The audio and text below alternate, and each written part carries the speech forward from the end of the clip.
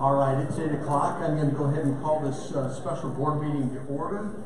John, if you could call the roll, please. Atkins? Here. Crawford? Here. Depper? Here. Mark Goddard?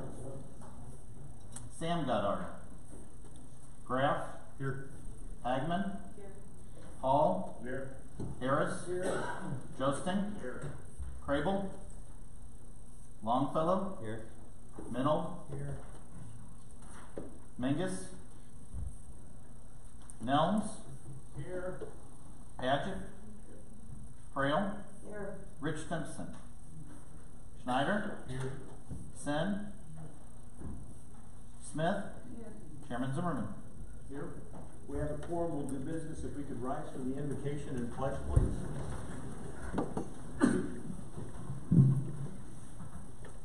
Heavenly Father, what a privilege it is to live in a free country where we can gather together in a civil manner and discuss issues of importance. I pray that what we talk about here today can honor you and honor the citizens of Tazewell County. Thank you for all these board members and their willingness to serve. I pray that you give us wisdom and discernment. Thank you for all the concerned citizens that have come out this morning too. I pray that the things that they want to communicate are heard by us. We thank you for our law enforcement officials that protect us through all this. And thank you for the freedoms that we have in this great country. We know that in the midst of so much chaos that you're a sovereign God. We love you and we pray all these things in your name. Amen. I pledge allegiance to the flag of the United States of America and to the republic for which it stands, one nation, under God, indivisible, with liberty and justice for all.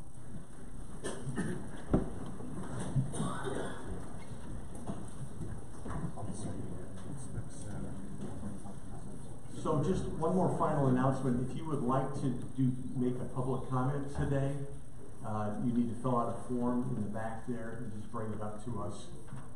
Just real quick, the way this meeting is going to go today is I'm going to make a few comments and then I'll turn it over to our administrator who has a PowerPoint presentation. I'll then open it up to board members for any comments or questions they may have, and then we'll open it up to public comment at that point. So I want to thank everybody who's come out early on a Saturday morning. I'd rather be around my coffee table drinking a cup of coffee right now, but we're here for some important business. The purpose of this meeting is to talk about the county's future plans for the campus in downtown Pekin. I would like to say that from the start we've been fairly transparent about this. We've been working with the city for well over a year, communicating what we'd like to do down here. I've presented before the city council. We've had numerous ARPA and property committee meetings where we have discussed some of these things. Now we have schematics for a health department building. We don't have one for the building that we'd like to build. And part of that is there are certain things that are still in the air, and we didn't want to spend $20,000 to $30,000 putting together schematics for something that could potentially not happen. So that's kind of where we're at. I'm going to turn it over to Mike Delarey, our county administrator, who has some slides he'd like to share with us. Yes. I'm sorry. Point of clarification, and I did check with the parliamentarians in advance to see if this would be appropriate. I do think we need to clarify fully transparent. Transparency is the responsibility of the clerk's office, and I do not have any documentation to be able to share with the public on plans, on schematics, on anything like that, because we've been having the meetings in a work group instead of committee meetings. Those minutes are not held by my office in any way. Open Meetings Act does not apply to the work group. They only apply to committee meetings. So as such, I don't have the documentation. Furthermore, a couple other board members had asked, many of the discussions that the board has had have been in executive session. So those minutes are still closed. We do not have them available for public review. I've reviewed this with the parliamentarian just because if that came up, I just wanted people to know I don't have documentation that I can share with items that may come up this evening because of the way that this proceeded. All right. Mike? Thank you, Chairman. And I will cover some of the meetings that we've had along the way. First, I'd like to start off a little bit of the history with Pekin and Tazewell County government. The Pekin has served as the county seat for the last 172 years, with the county focal point being the focal point in downtown for quite some time. The courthouse was built in 1850 originally. Then the current courthouse was then replaced it in 1916. And so a little bit about today, we have 300 employees that report to county offices downtown here. It also attracts a number of businesses. Take attorney's offices, for example. There are 16 different attorney's offices located downtown. It also brings people with the different services we have, whether they're coming for a marriage license court. That all brings people that may not ordinarily come to downtown Pekin to come here, which has an a positive economic effect to downtown in the city. And going forward, we're looking at investing in downtown. This is a recommitment of Tazewell County to solidify our downtown presence for years to come. We're looking at preserving the jobs that we have down here now, as well as bringing some new jobs and services to downtown Pekin. So first, I'd like to discuss where we were to get to where we are now. One of those is the health department. So they've had several needs. Right now, they're located in the Tremont campus. And one of the requests they had was to move services closer to the population center. And so this would be the clinic services, providing care, preventive care and early detection services, and also WIC services, which aims to protect the health of low-income women and children up to age 5. Another issue they had was we used to have a dental clinic in North Pekin that closed prior to the pandemic. And the health department has done a study, and 21% of the residents in Tazewell County lack access to dental care. On the administrative building side, I classify our buildings into 2 categories. We have the county-built facilities with the courthouse, McKenzie building, and Justice Center, and then our acquired buildings, which would be the old post office, Tazewell building, and arcade building. And for quite some time, being able to meet our operational needs has been a concern throughout the organization.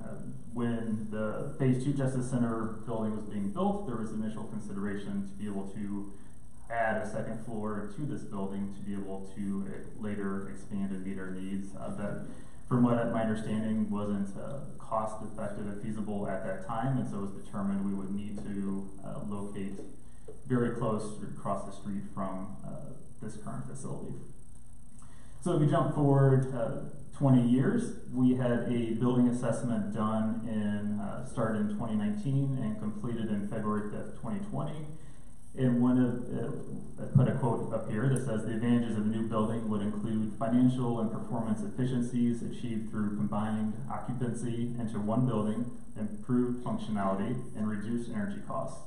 It does not appear that retaining both the old post office and Tazewell building is an economical long-term solution to the county.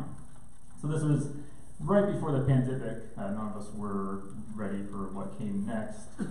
One item that did come out of it, though, was the American Rescue Plan Act. And so that gave us $25.6 million in grant funds from the federal government. Soon after that was announced, an ARPA ad hoc committee was formed and met in public session to discuss the priorities for the use of the funds.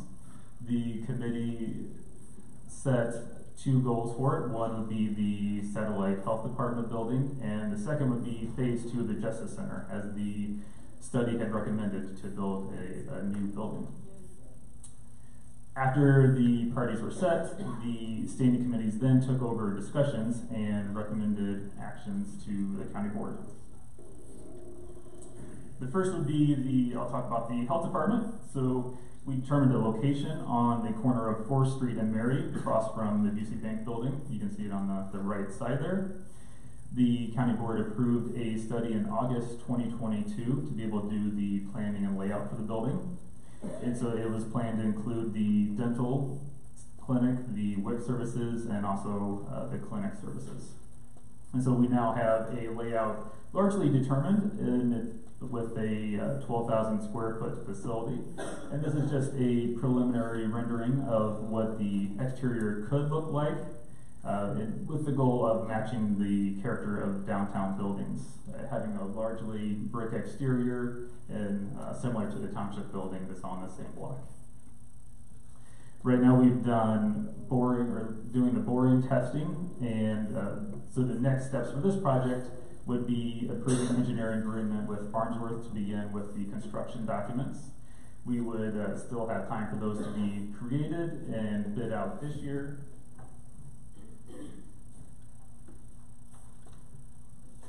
With construction to be able to start later this year and being able to be built up so that it could be completed in 2024.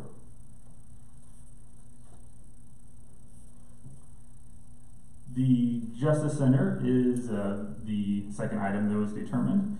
So looking at locations, it was determined that the best location would be directly across from the Justice Center. This puts it so that we can have a secured walkway from the Justice Center to this new building. It also puts it in very close proximity to the courthouse, so this would provide the best operational efficiency for the organization. One of the items we have looked at as well is the addition of courtrooms to the building. The current courthouse doesn't meet the security standards of the new courtrooms as far as having secured hallways and other security measures. So that has been part of the discussion plans. As far as a timeline of what we've done so far in this building, so the feasibility study was approved in February 2022. So this included talking with many of the departments in the county that would be affected, with courts, the public defender, circuit clerk's office, seeing the size needs that they would need in the building. That has been largely completed at this point. The board voted to acquire the Tobin building in April of 2022. And we also worked with the city of Peoria, or the city of Pekin, for obtaining the Elizabeth Street on the 300 block, having a vacation of that street, so we could have that secured walkway as well as the alleyway that is currently on the arcade block. In June of 2022, we had a special county board meeting to discuss these ARPA needs. Then in June of 2022, the committee approved us going out for bids for the asbestos abatement and demolition. When we started working and doing the asbestos initial testing, it was determined that we would need to vacate the building before we could do some of the destructive testing. In July of 2022, the board approved having the arcade building vacated. The following month, we then discussed ARPA survey, which polled the board members to see what they feel the needs are for the ARPA funds. And today we are now nearing completion of asbestos testing, waiting for the final results. And last month we also had received approval to submit a parcel proposal to the city of Pekin to have the parcels that would be located in the northern part of the blue that you can see on the screen. So I think it would help a little bit to show some of the pictures of the Tobin building and arcade building. Part of, you can see the exterior, but I think it helps to have a glimpse of what it looks like inside. The Tobin building has been vacant for the last 10 decades, and I'll show 10 years, for a decade, much different. And I'll show some of the pictures here. So this is the temporary structural supports that the city of Pekin required once there was a water main break and they entered the building and saw underneath the sidewalk the condition of the building, and they required these temporary supports toward the back of the building to be put in to help secure that sidewalk. Here's some pictures of the basement ceiling where you can see the supports and the columns. They're rusted and have some deterioration. Here's some additional floor supports that had to be put in just to help prevent the floor likely from failing.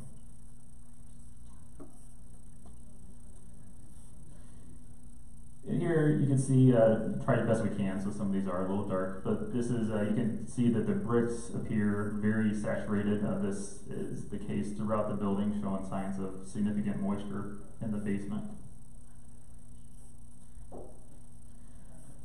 This is the little bit of the foundation showing that it's failing, how much of a gap that it's broken out toward the door.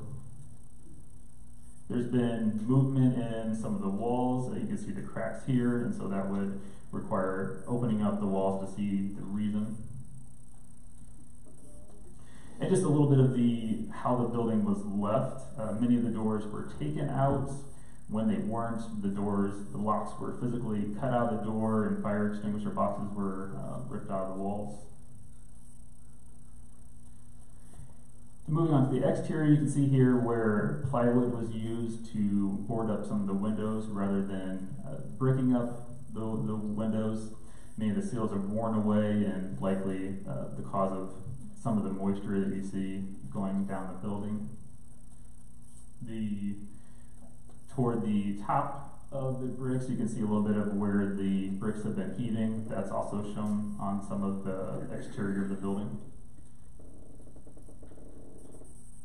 Here's a picture of the inside on the second floor. The ceiling panels were falling in, and you can see wrinkles in the drywall. This is from the moisture coming in from the top. And here's a picture of the roof where you can see significant deterioration as well. Here's an example of one of the windows where there's significant moisture between the two panes. And just highlighting a few other items, asbestos and lead is throughout the building. There's no fire suppression system, no fire alarm system with addressable panels, strobes, and pull stations. The elevator hasn't been maintained and was exposed to moisture, which would likely also need to be repaired. The panel boxes are antiquated. There's a lack of insulation in the building. And we did receive a copy of one study that I just wanted to comment on, and it was addressing only the cause of one of the walls bowing. It wasn't a complete structural analysis. So overall, when you look at the building, it's at a very significant state of decay. So before you move on to the arcade building, I just want to remind people that we just purchased this building 10 months ago. So many of these structural issues isn't from a lack of attention on the part of the county. It was purchased in this manner. Thank you. Here's a few images of the arcade building basement. You can see where the wall is deteriorated and exposed metal. This is a previously replaced wall. You can it shows deterioration on the wall already, as well as on the support beam up top. These are additional structural supports where you can see the significant deterioration on them. This is a picture of the ceiling. We have boxes stored in the basement there. The ceiling on the left had fallen down and actually fallen onto the boxes there.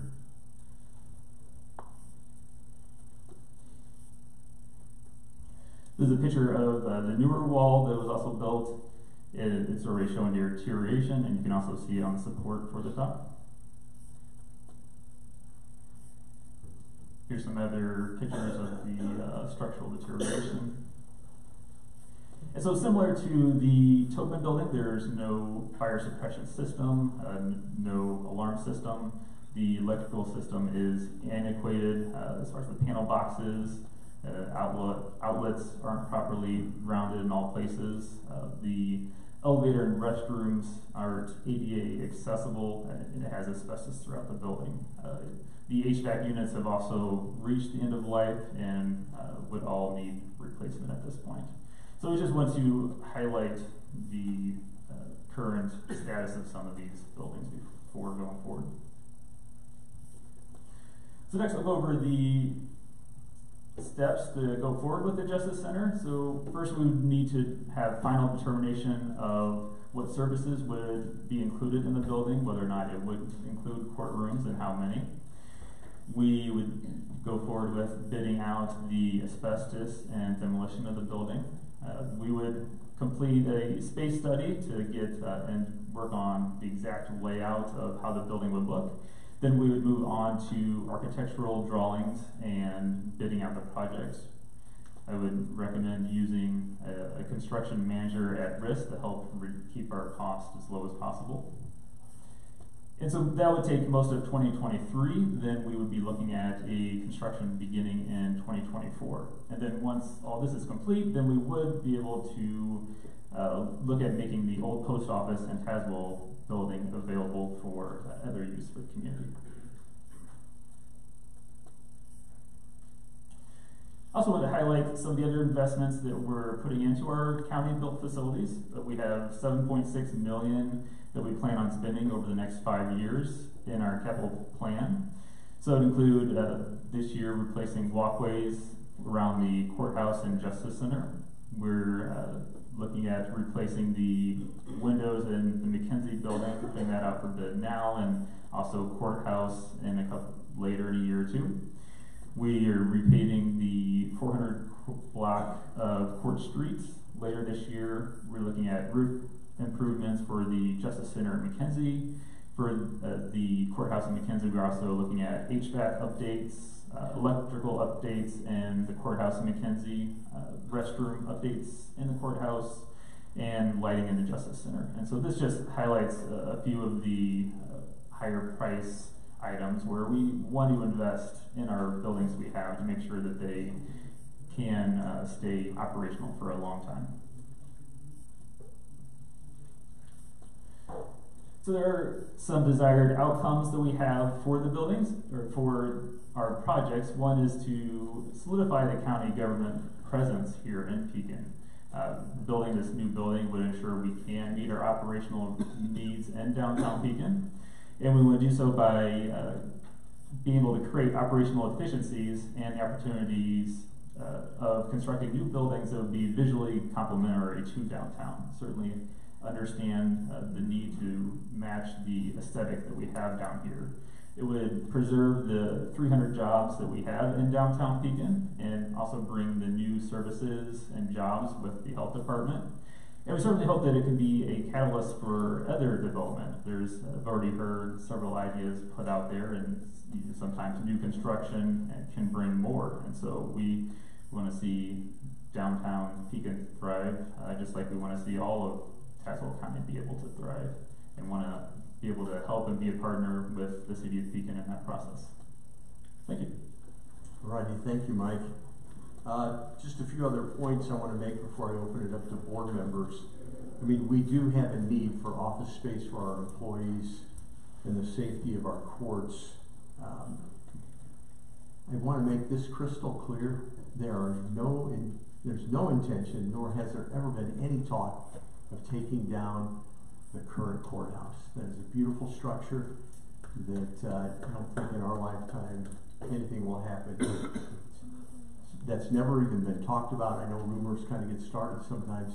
That courthouse will remain there as long as I'm alive, which who knows how long that's going to be. But anyway, just with this new Justice Center, we really do want to incorporate architectural elements of downtown Pekin to make it consistent with what's here. This really is a once-in-a-lifetime and a transformational opportunity for downtown Pekin. And I like to think we're not destroying downtown Pekin. We're going to be a catalyst for new development in downtown. We have a long and strong partnership with the city of Pekin. It's been very strong. We're in the midst of talking about using our parking spaces to help facilitate people coming downtown.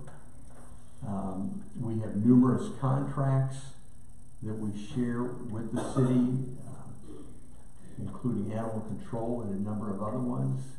And so we've had this great working relationship. Again, we've been in talks with the city for a year and a half on these lots.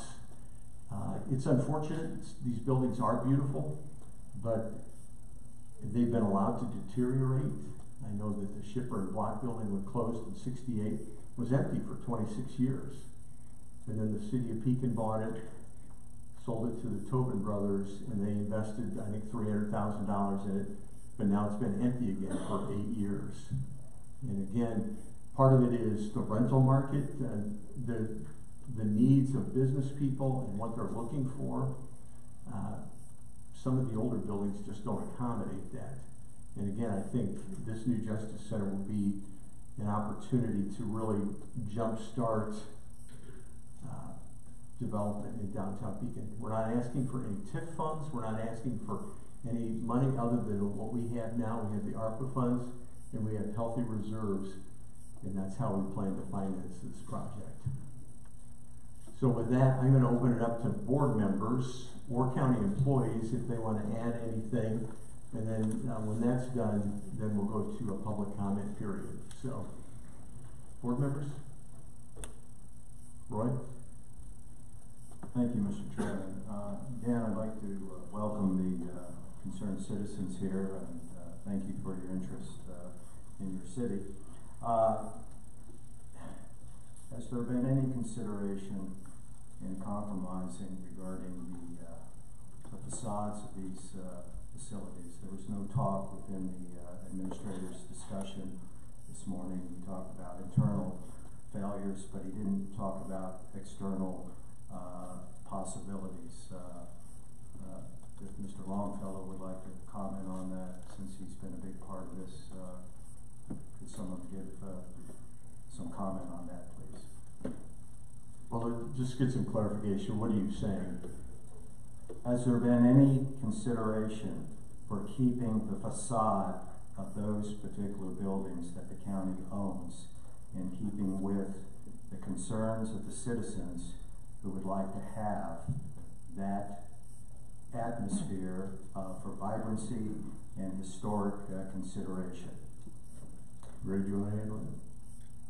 I think Administrator Mike just said that we were looking forward to making the buildings look like the existing downtown area. Sure, of course, it's a municipal building, but as far as facades on the outside, first of all, neither one of those buildings match. So which facade you want? Obviously, it doesn't have to be a square block building, and we can make the front of it look like the White House if you want, with pillars or whatever you want for a Justice Center, or, I mean, it just costs money, right? So as far as the architecture on the outside and the facade, I'm pretty sure we can make it look somewhat like, not existing buildings, but something kind of like that. I mean, all that is expensive, but it could be done. Thank you. Well, I think concerned citizens might want to weigh in on that if, from a historic standpoint, and I'd be interested in hearing their comments. It's not up to me, obviously, but just trying to find some reasonable compromise that we could all work together and move forward on. That would be my thoughts. You know, the money's not free. It was on the taxpayers' backs. They gave us that $25.6 million, so it didn't grow on trees. So I agree. Be mindful, please. Be mindful of that. Thank you. Any other comments? Nick? Thank you, Mr. Chairman. And I'd like to go a little bit of a report so our new board members have an idea of where this came from, where we've been. And just so everybody knows, I was the deputy sheriff in the 70s and 80s, and I've been in all these buildings, worked in the criminal justice system after that. The issue that we have today is almost largely a criminal justice system issue because of the number of people that are involved in the system. The courthouse was built in 1916, or opened in 1916. Tazewell County's population was under 7,000 people, and there were still horses and buggies coming up to the courthouse to drop people off. Well, we've changed a lot as a society since then. I know people have said our population is dropping, but our population in the courthouse isn't dropping. We're not seeing that happen. So we're at a point where we've, according to our prior state's attorney, now Judge Stuart Umholtz, when we rededicated the courthouse in 2016, he said the county board needs to take action to save this building, meaning the courthouse building. And I agree with him. And we've kind of moved down the idea using these ARPA funds. And these ARPA funds have really been a godsend, because I don't think we would even be considering this update had we not received the ARPA funds. So we're looking at a plan to get a majority of the people that are in that building on a regular basis out of that building. If we could reduce the person load in that building by 75%, we could save that building. And we've also talked about remodeling the building and all those things. Again, the building's 100 years old and built like a fort. Anytime we try to do something there, we always run into problems, cost and overruns. We've been recently trying to update the electrical system in there because computers weren't around in the 1960s. We've had trouble doing that. So I'd like to show you a slide that was taken in January. And keep in mind, this money was for COVID use. And I apologize, it's kind of small, but can you start with that? This was in January. That's the courthouse, second floor, outside of traffic. Now, we didn't pick a good time to take this picture. That happens on a regular basis. I served on jury duty in the summer of last year, and it was the same way when I was there for that. Those are people waiting to see the judge. Now, keep in mind, we are providing this service to these constituents. This is a service that the county provides to these people. And you have to remember, and I've remembered this all my career, is sooner or later, somebody you know is going to end up in that room. Sooner or later, somebody you love or know is going to end up in the county jail. It will happen. So we need to treat people like they're our loved ones, because they are our loved ones. So this, to me, is just outrageous. We put in the tables a couple of years ago so that the attorneys would have a place to sit down and talk to their clients, kind of in private. You can't have a private conversation, and I'm not trying to pick on anybody, but I don't think that lady in the blue coat's going to move if an attorney were to sit down and talk to the client. I don't think that would happen. So, do we want to provide this level of service to our employees? If all of these people were out of there and into another court facility, what effect would it have on the sustainability of this building? Go to the next slide, please. This is the felony courtroom on the 3rd floor. Now, it's hard to see here, but the guys in blue didn't all come from the clothing store wearing the same uniform. Those people are all in custody. And you can't really see it, but there's 8 people sitting in the front row, and there's another 6 people sitting in the back row, and there's a couple other guys wearing Department of Correction uniforms, because there were 14 of our in-custody defendants there and 2 Department of Correction defendants there this week. That was taken this week. So you can look at the people in the background. Now, fortunately, they've all been screened, and none of them have weapons, assuming that our correctional officers and our jail staff, our court staff, are correct 100% of the time. That they make no mistakes when they're scanning people to come in. And anybody that's going in the courthouse knows it's just like going through the security of the airline. You want to get them through as quickly as possible, because everybody's got places to be. So hopefully, 100% of those people are not armed with anything. But look at all the stuff on the table that could be picked up, thrown, used as a weapon. And I guarantee you there's 14 inmates there plus 2 Department of Correction inmates. There's not 14 court officers in that whole building. If something happened, and we're steadily waiting for something to happen, what are we going to do?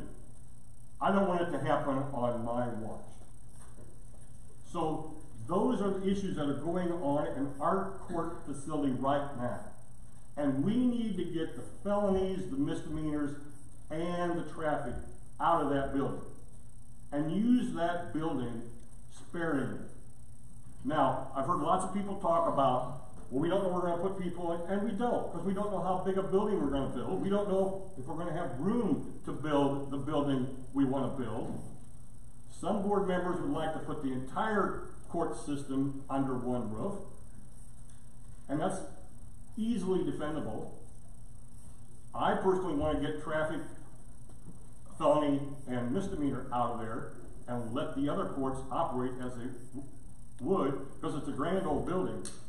But we are at a point now where we have to do something. I've had reports from judges, state's attorneys, about being threatened in the restrooms of the courthouse. There's restrooms on the 3rd floor, there's restrooms on the 1st floor. And it's pretty disconcerting when you're standing at a urinal and somebody comes up behind you and threatens you. Or you're sitting in a stall and somebody outside the stall threatens you. And those both happen in that court facility. We need to do something to protect our employees. We need to do something to protect the people who we serve.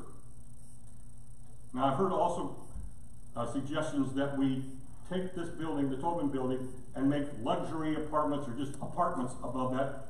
Great idea, but the county isn't in the job of making apartments. We're not a realtor or an apartment operator. We provide court services to the people of Tazewell County, not just Pekin, Tazewell County. Tazewell County has changed a lot over the years. If you don't believe me, go down to Walmart in East Peoria and look at the parking lot. It looks like you're in Chicago. There are visual towers or observation towers in the parking lot. Tazewell County isn't the same as it was in 1960. I'm kind of glad of that in a way.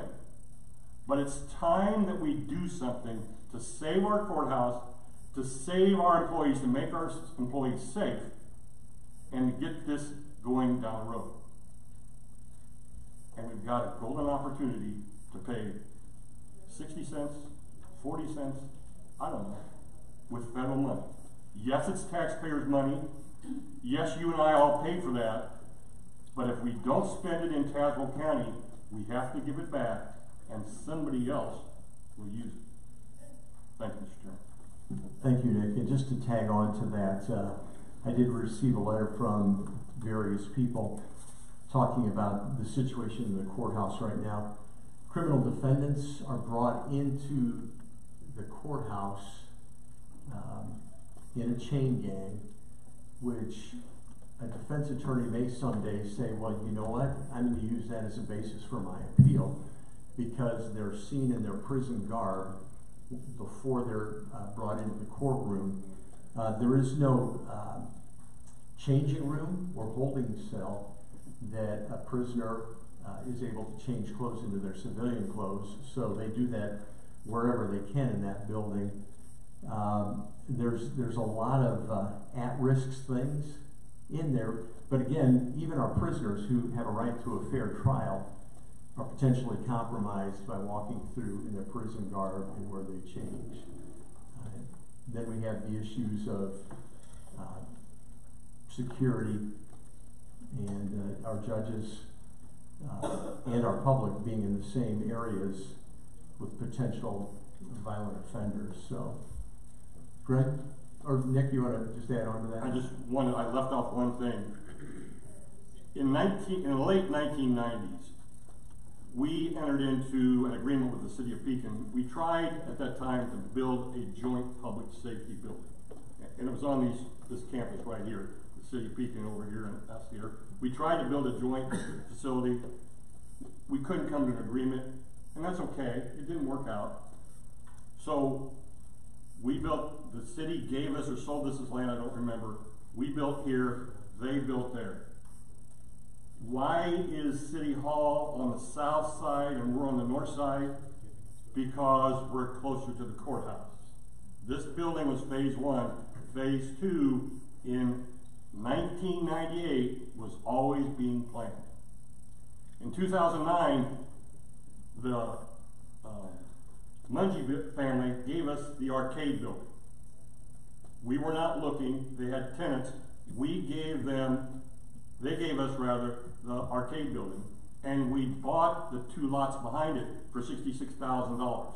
The chairman of the property committee at that time, who was Carol Emick, all of you know, in the minutes for that acquisition said, this is a good investment. There are no stipulations on the use of the arcade buildings. We can do whatever we want to with it, including tearing it down. So for the last 20 plus years, the plan has always been build this, acquire that, courthouse. And it's not anything new. Hasn't been talked about for a very long time, I admit that. But it's not a new plan. It's been around for a long time. Thank you, Mr. Chairman. Greg, did you have some comments? Okay. Nick covered what I was. Okay. Bill? I agree with everything that Nick said, but I think that there's a couple of other important points that need to be kept in mind. Part of the reason that I think it's appropriate using the ARPA funds is the ventilation system in the courthouse. It was not designed for even close to the number of people that we have in there. And during COVID, the courts were doing everything they could to keep people out of the courthouse. And so we saw during the height of COVID, during the lockdown, we saw very few people in the courthouse. But during that time, individuals who had been indicted, individuals who were facing felonies, still had to be brought to the courtroom unless they waived their right to appear in court. It couldn't be done by video, anything post-indictment, without the agreement of the individual who was facing the charges. So that meant that even when we were doing everything we could, and the Supreme Court said, we're not even going to enforce speedy trial. You don't have a right to a speedy trial because of COVID, because we want to make sure that people are protected from COVID. But they still said you have a right to be personally present for everything post-indictment. Now, why is all that important? Because even though we did everything we could back then to keep people out of the courthouse, you saw what the numbers are like today. So some people have said to me that looking at the number of people actually in the courthouse during COVID and just after, that we don't need to worry about the numbers in our courthouse because the numbers are going down and we've got ways to keep people out of the courthouse and we can utilize the existing system. And even though the HVAC in there is not good enough for the number of people that you were seeing, they've said, no, we're not going to have those numbers. But obviously, that's wrong. We do have those numbers. The numbers are back up to what they were pre-COVID, if not higher than what they were pre-COVID. I've been in that courthouse many times in the last year, and that's typical, the photos that you were seeing. Those were not unusual days, that's just any day. The unusual day would be a day where you didn't have numbers like that. So if we have a criminal court building that has felony, misdemeanor, and traffic, I believe, and others here might have better data, but I believe that we would cut down the foot traffic in the courthouse by about 60%. Because from what I can tell, just anecdotally with my own experience walking through the courthouse, the people waiting in the hallway are almost 100% for traffic, misdemeanor, or felony. You don't see that kind of waiting area out in the hallway for the civil courtrooms.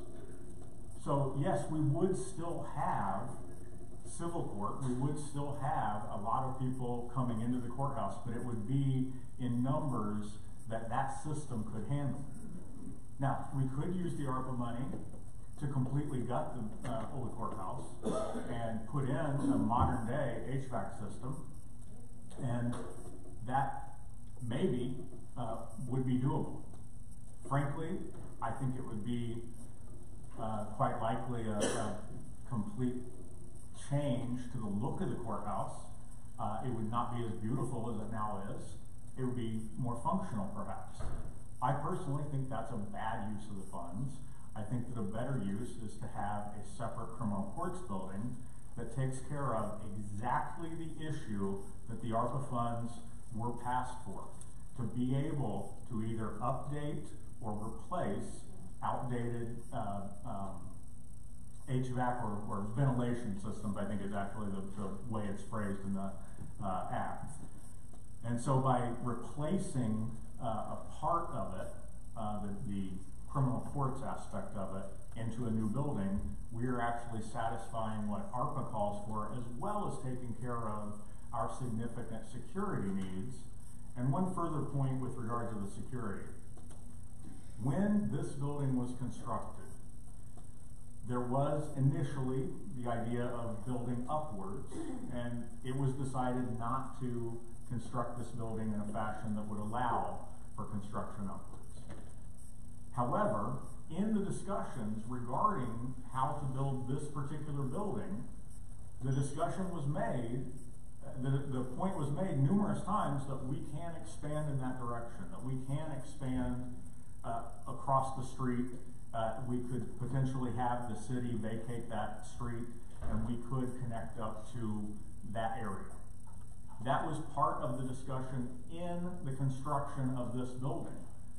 And so this is not something that has been just sprung out of the blue. This is something that we have been discussing for a few decades now.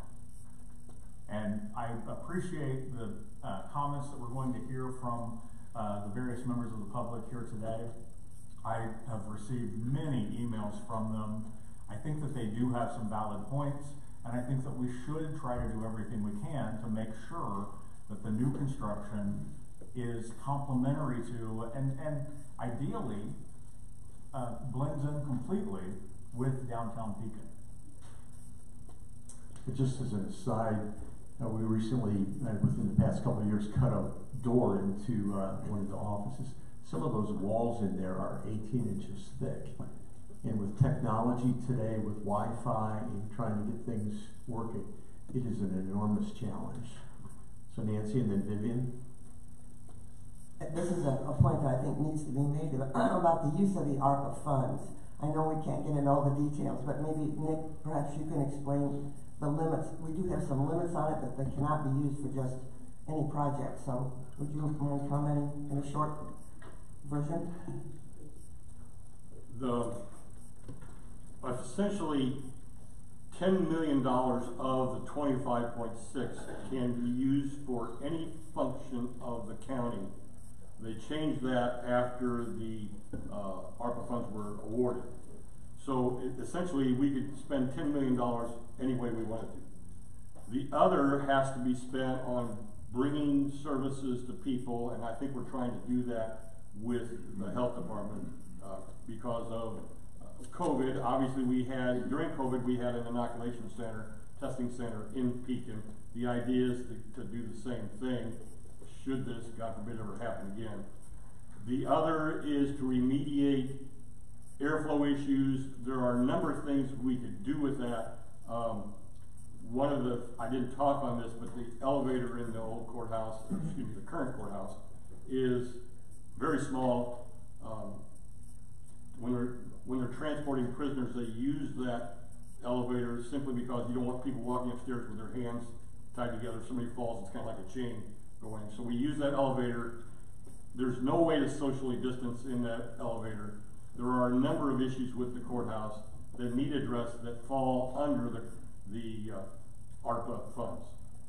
There are a variety of other things we could do, but the ARPA committee, who was composed of the then chairs of all the committees at the time, came up with those 4 issues, and we decided to stick with those 4 issues. We could have nickel and dimed it to death. 100,000 here, 200,000 there, but we made the decision not to do that and try to use it for some purposes that would carry us down the road for another 40, 50 years. just as an aside, everyone, as an avid coffee drinker, there's the restroom key just to the left of the door there if anybody needs to use the facilities. So, Vivian? As everyone may know, I like to deal with dollars per square foot. And it's my understanding through the listing, everything's been earmarked, so we roughly have about $15 million to build. Now, if anyone else other than a government body was building, they could build between 400, 600 dollars a square foot. But because we're a government, we have to pay prevailing wage. So, and what that means for anyone that doesn't understand, if the average laborman charges $25 an hour, we would be forced to pay him $75 per this prevailing wage. That would increase our costs to about $800 plus per square foot to build. Now, if you divide that out by the 15 million that we have, the best we could do is 17,600 square feet of building. And so far, we don't know if that would even satisfy the needs that we're discussing here. But second, when it comes to the speeding, I speed. But I'm going to tell you the one thing that made me stop speeding was the fact they made me sit over there for 4 hours. That was more punishment than the speeding ticket. So when I go down the road, I'm like, there is no way I'm spending 4 hours sitting in that courthouse to wait for somebody to come out and tell me what I owe them because I got caught speeding. So I would say the punishment of having to sit there for 4 hours would reduce speeders far more than the ticket. So I thank you. Good point. Just as an FYI, also, we've been blessed in Tazewell County. We have healthy reserves, and some of those reserves have been set aside for some of these capital purposes. So there may only be 15 left in the ARPA funds, but we have additional reserves that we can use towards that. So, Max? Thank you, Mr. Chairman. There's been a lot of talk about the members up here and what their connections are to Pekin, and we are the county board, so we represent not just Pekin, but a lot of, but the whole county. And I myself, even though I sit in District 2, which does not include very much of Pekin, I'm actually from Pekin. My great-grandparents came to Pekin in the late 30s for work, like probably a lot of your families if you're from Pekin. They settled just 2 blocks off of 2nd Street on Cooper with a house with a hand-dug basement. My grandparents and parents are all from Pekin, and they enjoyed a lot of the things that I've heard folks talk about in downtown Pekin.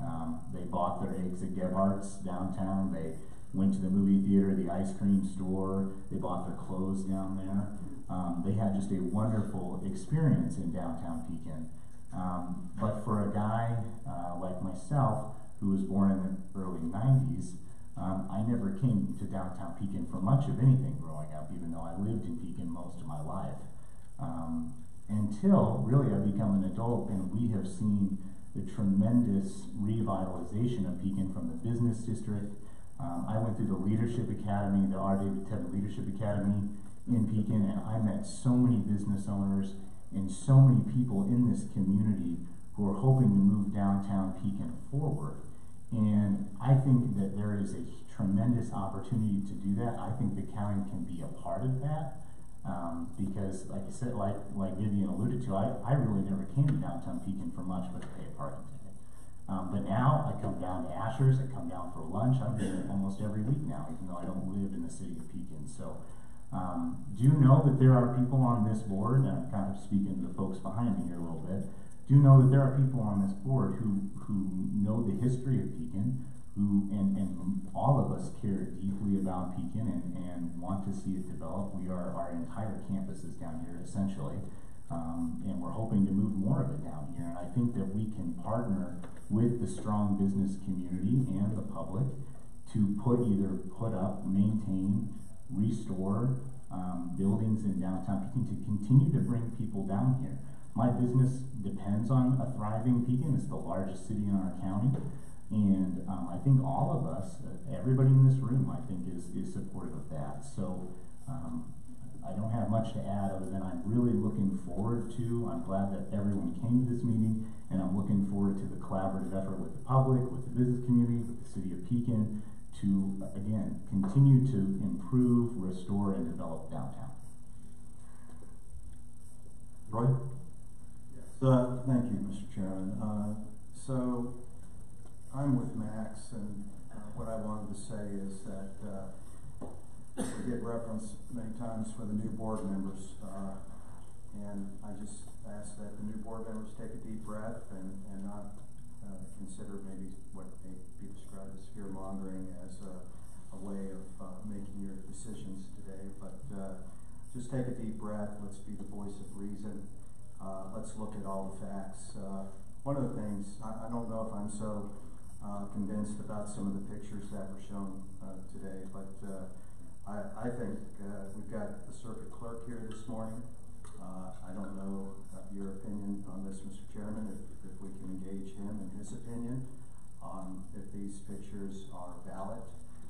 He works there every day, his staff, and I think he'd be a good resource for us to hear what he sees, and perhaps if it's in line with what has been described. So if I may impose on the circuit clerk, is that permissible to you today, Mr. Chairman? Board member comments in the circuit clerk is certainly welcome to speak also, as are any county employees before we open it up. Okay, well, if he so chooses, I don't mean to impose, but I just wanted to make sure you were comfortable with that. Okay. So we get the full picture. I'm for vibrancy. I'm for the people here today. We have 9 acres of land that is being considered for development. There's going to be vibrancy brought to this community. I just hope that it all mixes well with what county is doing. I also question that if county is in fact on the same page with the vibrancy that's trying to be developed here for the city of Pekin. We are county, but Pekin is part of this county, and the people matter here in Pekin. And yes, there has been discussion in creating a vibrant, beautiful city center. I'm concerned about the buses that come in. There's all kinds of things to consider that really I don't think county has given enough thought in trying to think of a vibrant community and what would fit best in creating a vibrant community. Vibrancy brings talent to an area. Vibrancy is the heart of what we need to do in beautification. And I think we need to be a little bit more aware of how we can assist city in creating a vibrant community. Thank you. Well, as a board member, your input is always welcome. So, any other questions or comments from board members or employees? Russ?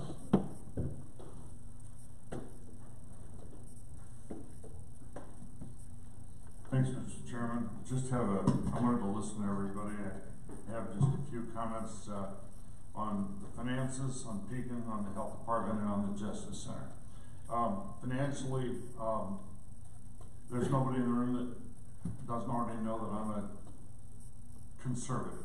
And I've been the chief fiscal officer of this county. No other county board member has done that. And the budget director. I'm not for borrowing a dime. I can't believe that we would have this windfall with this money, which, by the way, it's been said that it's federal money. It's not. It was taxpayers' money that they stole and now are reappropriating for political purposes. But I agree with Nick that if we don't take it, somebody else will. So I'm not against using the money.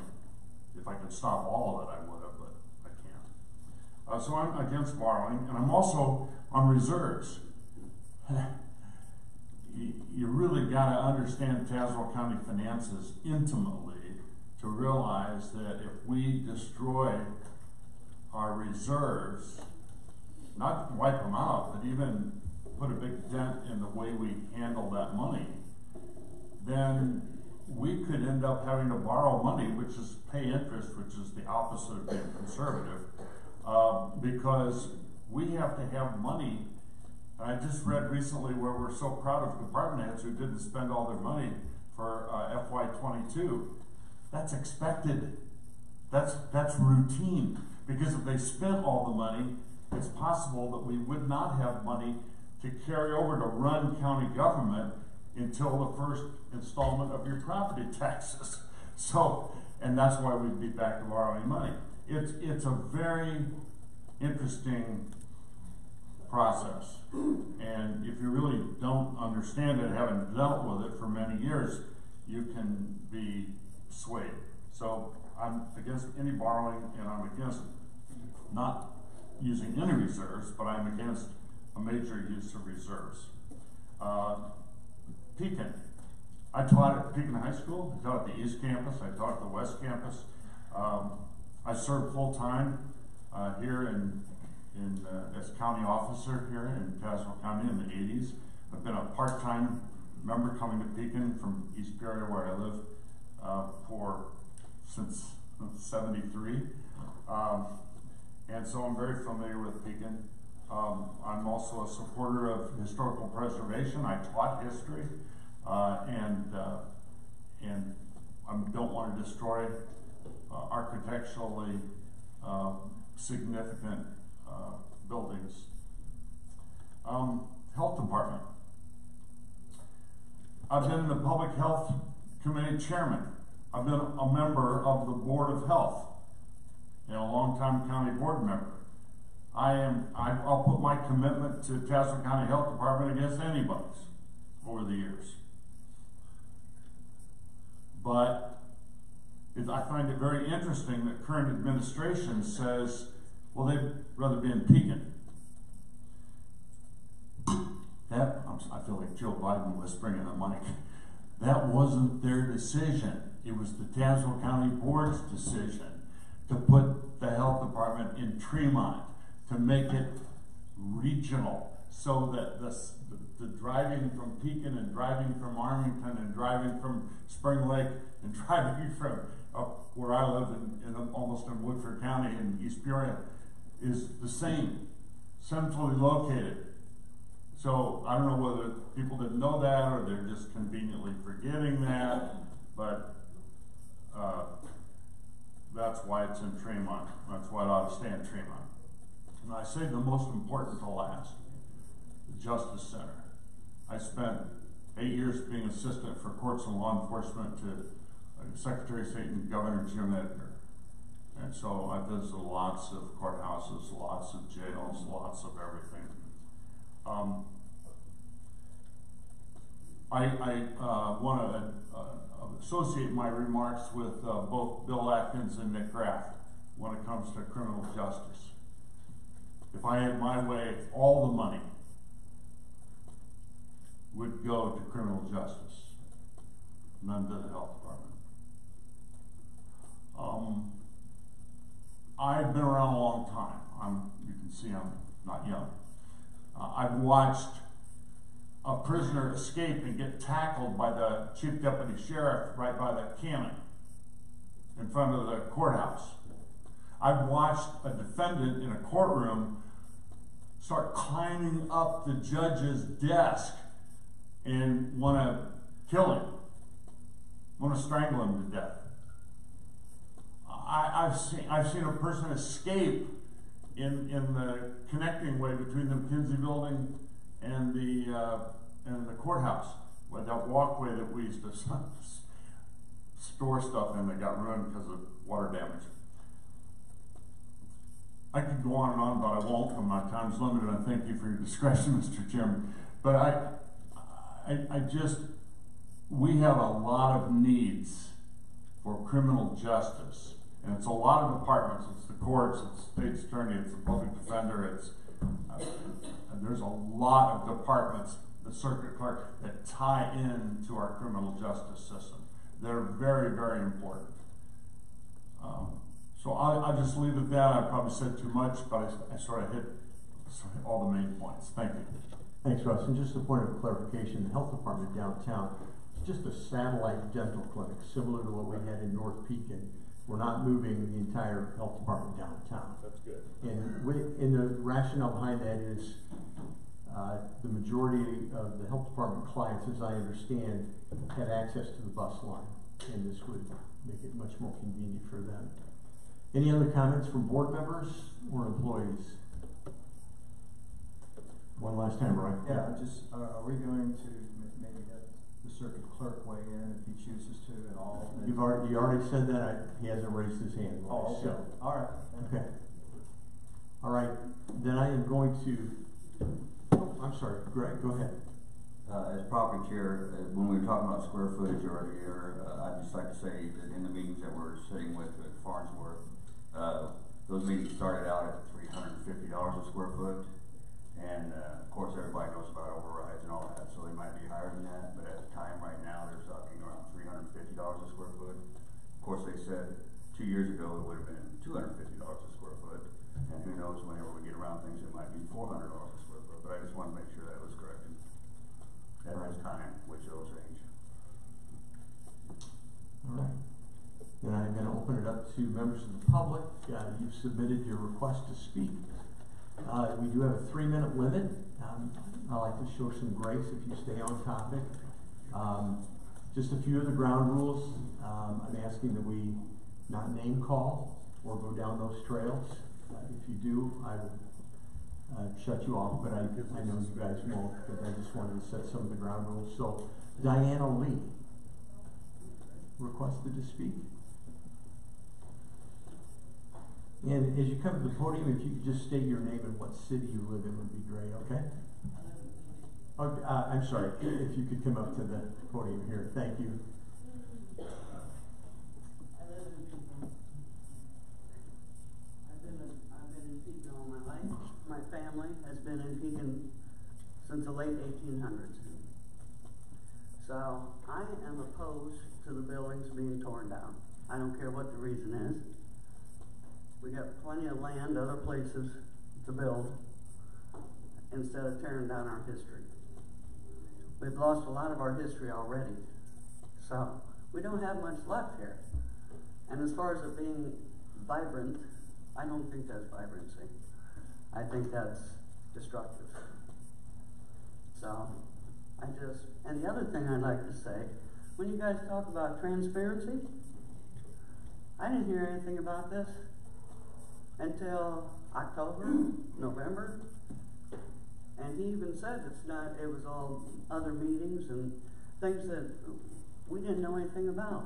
And then I find out it's been in the works for 20 years. So that's not transparency. And I think we deserve more than that as citizens. So, enough said. All right, thank you, Diana. Deborah Montgomery.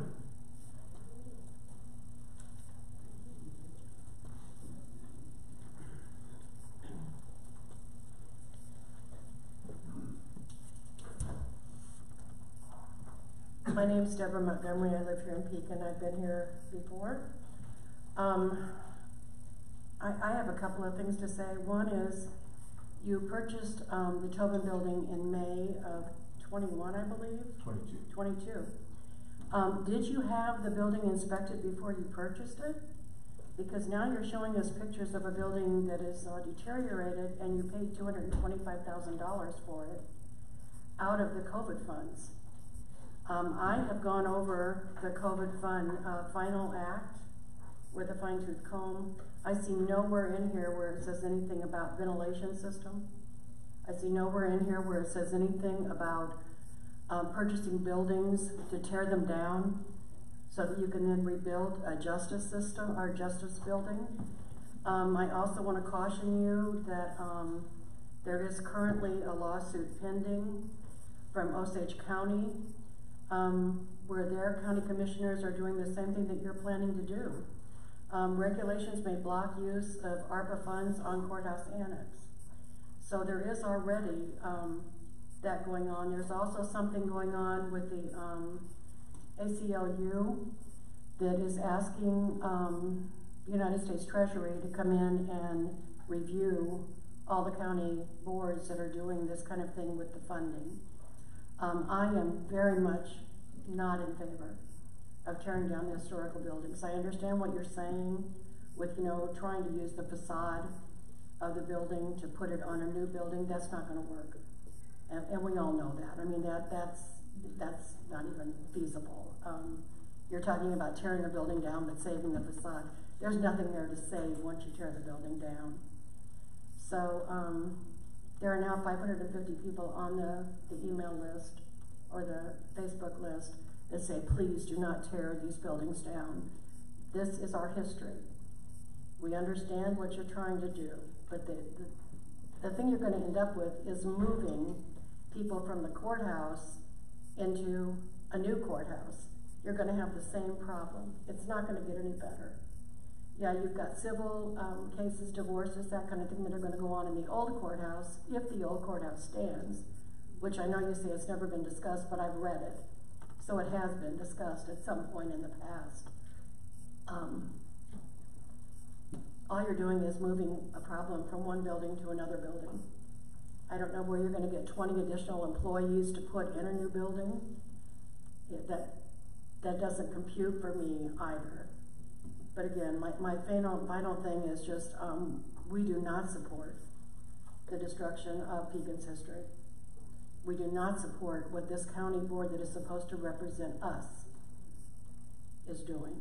So we feel very strongly that this is not something that we could ever approve of. So that's all I have to say right now. Thank you. All right. Thank you, Deborah. Jacqueline Wyatt?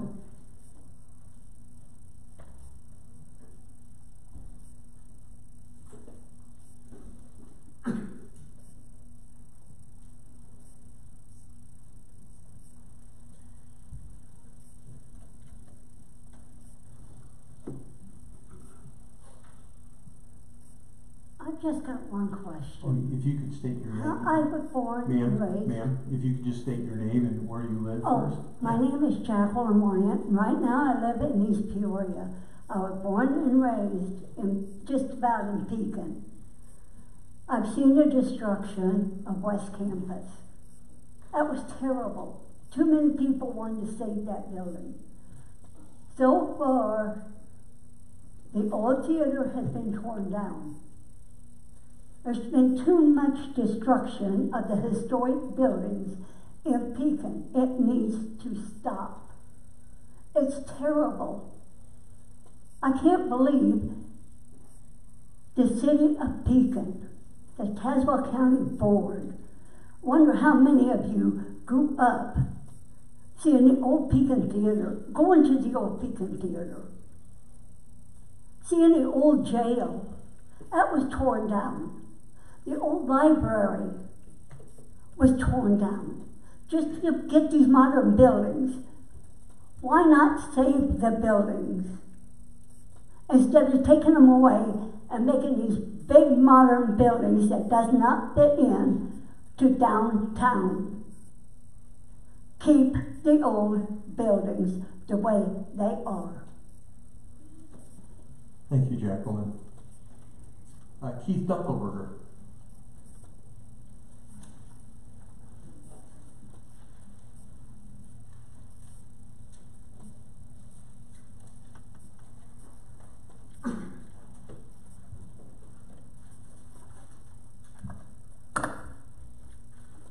My name's Keith Dunkelbarger.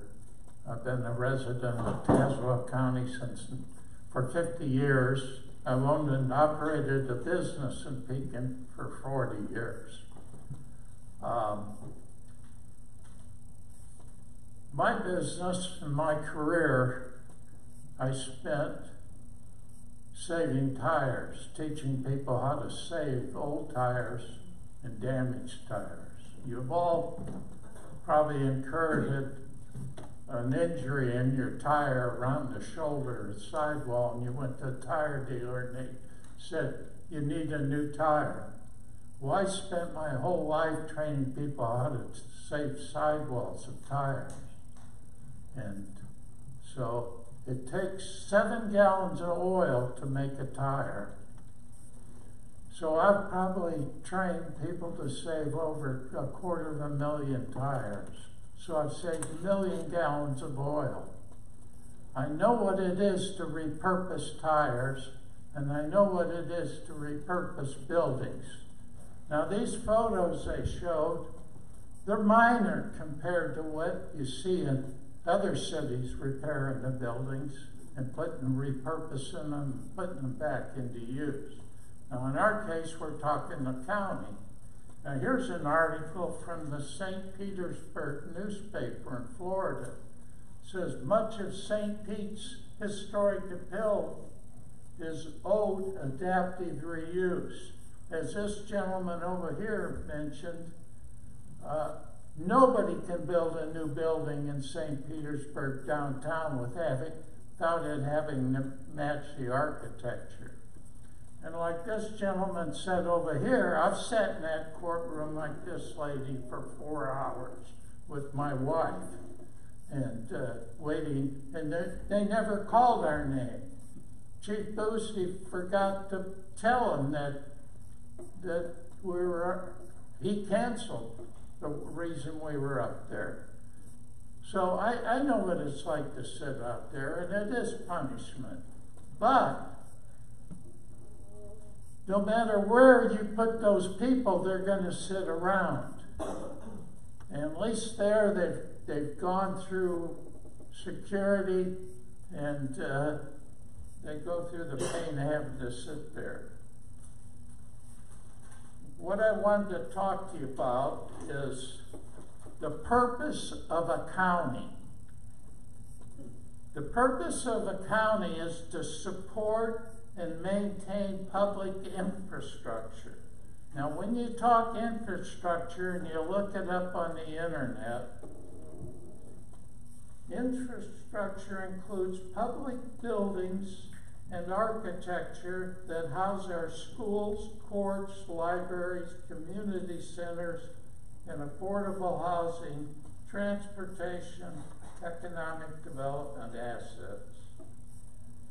It's to keep residents healthy, ensure public safety, to protect our citizens, maintain public information, and coordinate elections, and implement a broad array of federal, state, and local programs. Well, when we're talking about tearing down the Tobin and the arcade building, and the arcade building was given to you by Tom Mungie. Bob Mungie was a personal friend, and so is Tom, and I've talked to him in the last few weeks. He's devastated that you're thinking of tearing the arcade building down. Our county board is grossly negligent in keeping up maintenance on our public buildings. When you bought those buildings or given those buildings, you should have stepped in and spent money keeping them up. It is a disgrace to see the condition of the courthouse. I drove by it this morning and it had black, like soot, all over the front of it. Nobody's taken the time to pressure wash that building and keep it beautiful. I want you to look at Madison County and Edwardsville, Knox County, Galesburg, and Vermilion County, Danville. Same cities the size of us. Look how they keep their buildings. It's amazing how much pride they take in their buildings. You look at your walk-in here. That white paint's off your big concrete rail. Who's got any pride around here? Now, I don't know where you got those pictures, and I didn't see any certification from any major company that says these buildings are bad.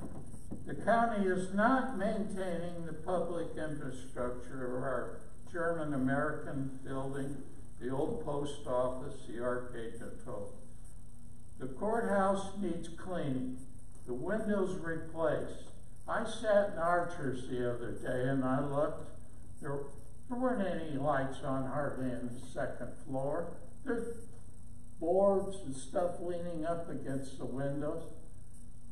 I ask you, how much of that courthouse is really being used? Can you start to wrap it up, Mr. Dunkelberger? You're well past the 3 minutes. So. Yeah.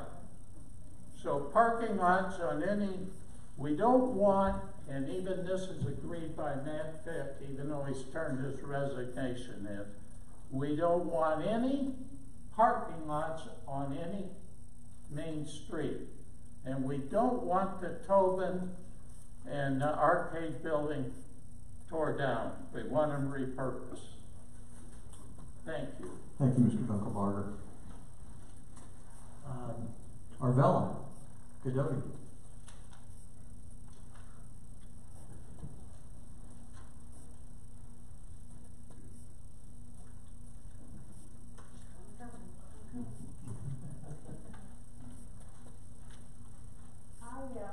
Can you say your name? I'm Arvella Gododi. Live in Pekin, live on Lake Garland. Went to the courthouse, went to work for Doc Duncanson at the courthouse in 1984. 1986, I was, judges chose me to be administrative secretary and court administrator. And so in 1986, the county board put me in charge of the courthouse. Now when I went to the courthouse, it was terrible. Should I start over or what?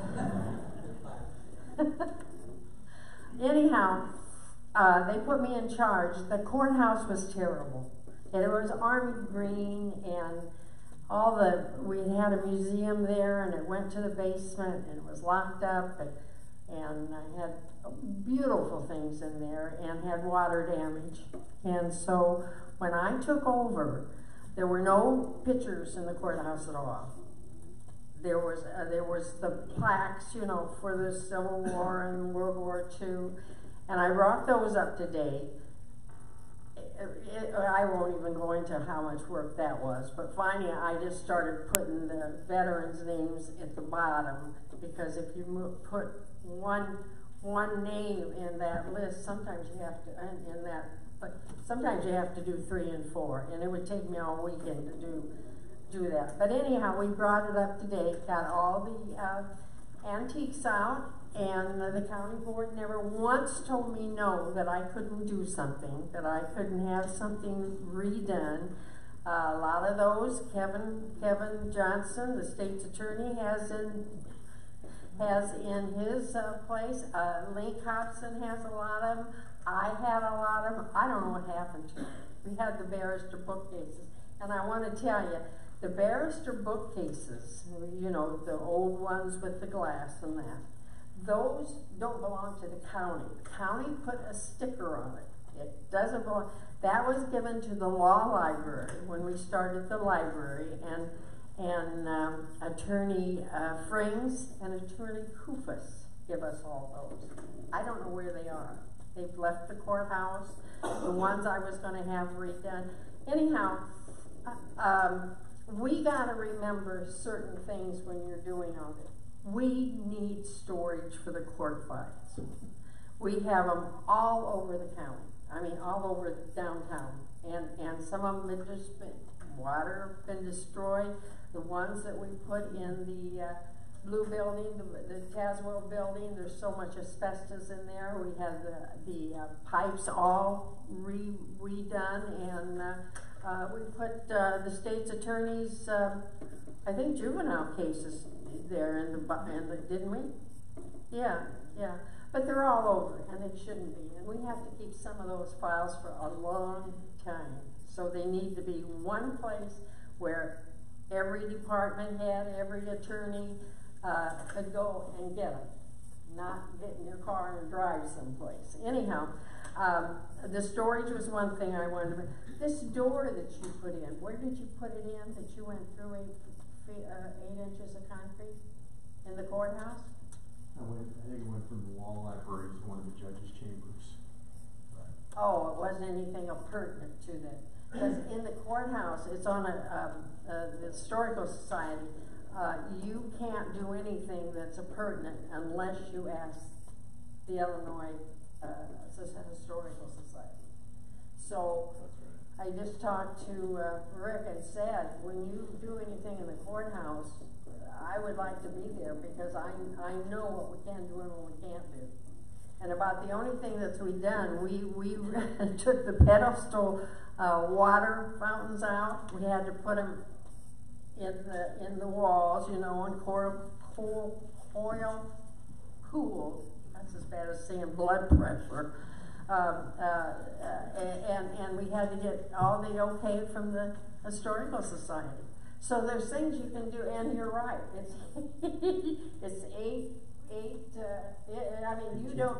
Yeah, you do not go in that courthouse and put a nail in, and because it will just shatter. You have to get a drill and go in there, and there's just things you can't do anything. Courthouse isn't what I think it should be up to date. It's if you're not there for an adoption or maybe a wedding, you're not there for any good reason. You're not happy about it. And so we tried, when I was there, and I was there 28 years, we tried to make it as friendly as we could. Look friendly. You never told somebody, I don't know, go to this office. You said, I don't know, but we'll find out together. The other thing is, where is this 9 acres that you're talking about? I don't know, you mentioned that. I said the waterfront area, the city owns 9 acres. Oh. It's part of their, part of their development and creating a vibrant community. Okay. Yes. Okay. Kind of wrap it up, Arbella. I am. I could talk on forever. If you know me, I could just go on. I could tell you jokes. I could tell you, I want to ask a favor. I want to be, Ross is laughing at me. I want to be contacted when you start working in the courthouse. Okay. All right? We'll do that. If I'm still around. Thank you, Arbella. Okay, thank you. Rick Hilst.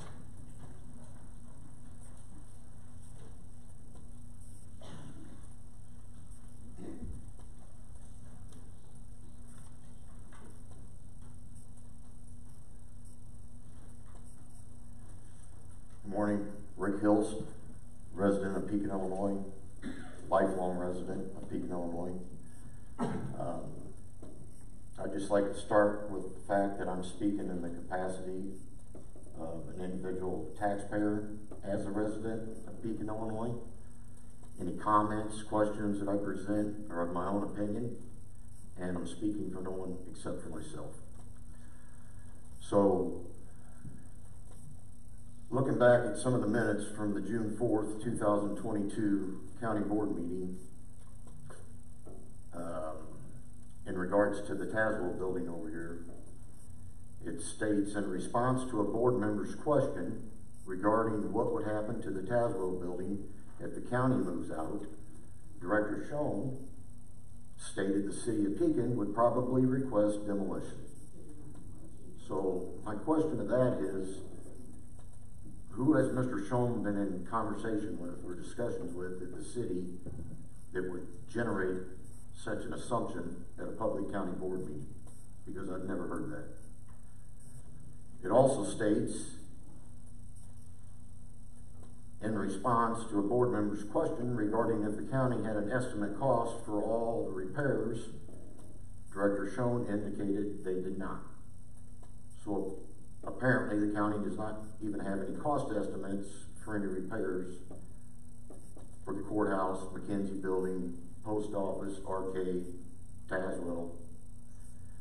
The circuit clerk stated the county established a 5-year capital plan 5 years ago to address building improvements.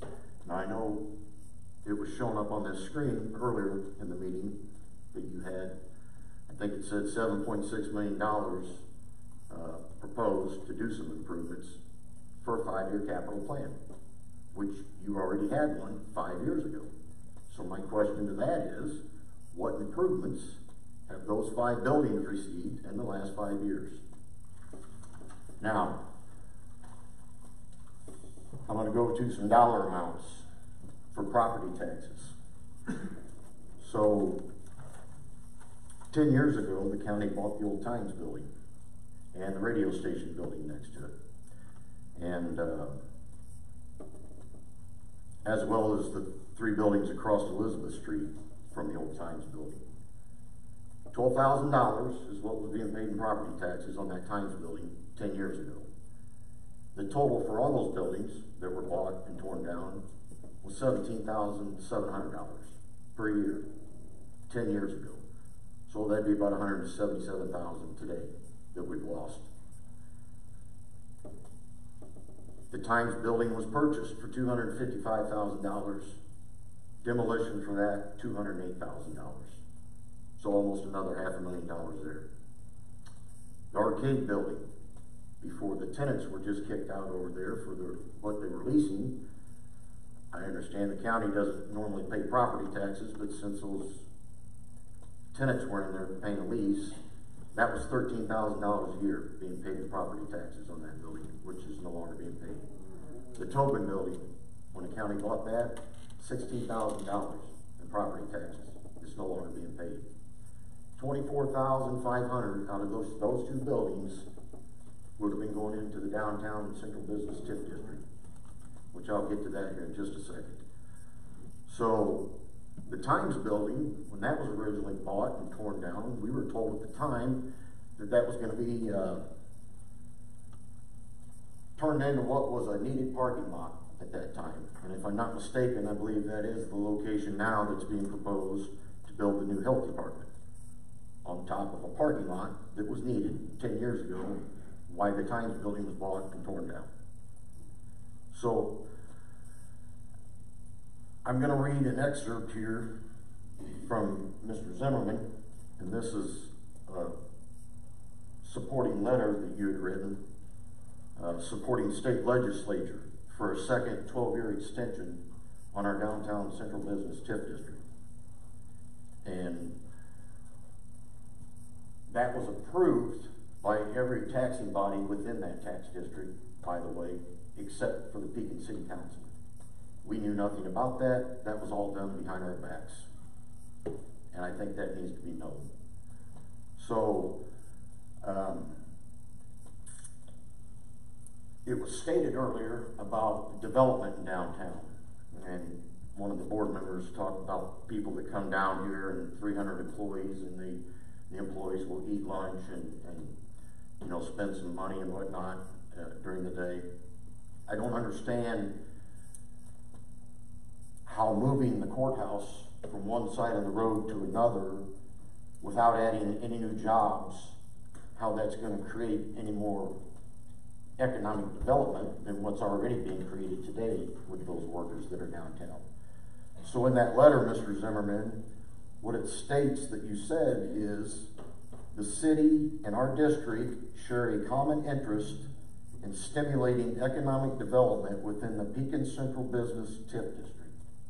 And I'm going to disagree with that, because I don't believe what the county is proposing is going to stimulate economic development. What it's going to stimulate is Tazewell County administrative development. That's what it's going to stimulate. And just in closing, I've got one quick question here. So it was also stated that we're going to be using ARPA funds to pay for the proposed buildings and construction. It's my understanding there's a bill out there being proposed, which, if it gets passed, would create judicial fees up to $30 for initial courthouse filings to fund new courthouses and judicial facilities for Tazewell County. So if we're using, or propose to be using ARPA funds to pay for all this construction, why is there a bill out there that's going to charge a $30 filing fee at the courthouse to help pay for that? That's all I have. Thank you. All right. Thank you, Mr. Hilst. Sue Crowell.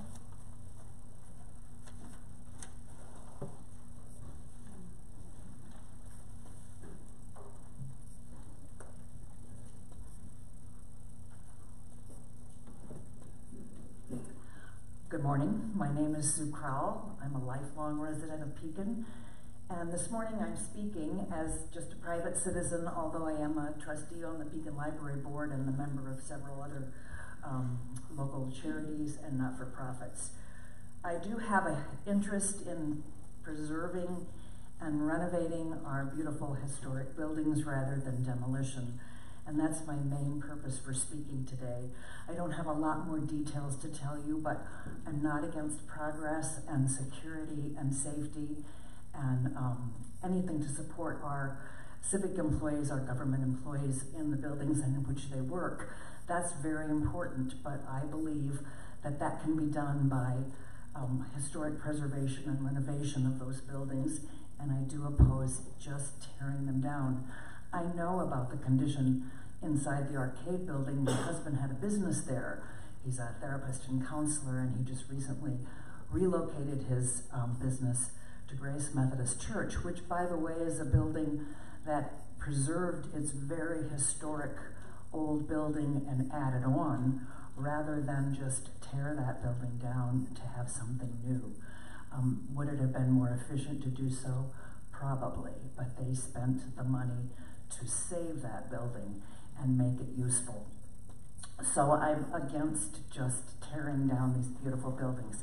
Yes, it would be nice to be able to take away the insides and just save the facades. I don't know enough about architecture to know if that's a viable thing to do, but perhaps using historic funds for preservation is something that could be investigated as well. Recently I took a trip to Petersburg, Illinois, and spent the afternoon shopping and eating at their lovely restaurants and visiting people on the square.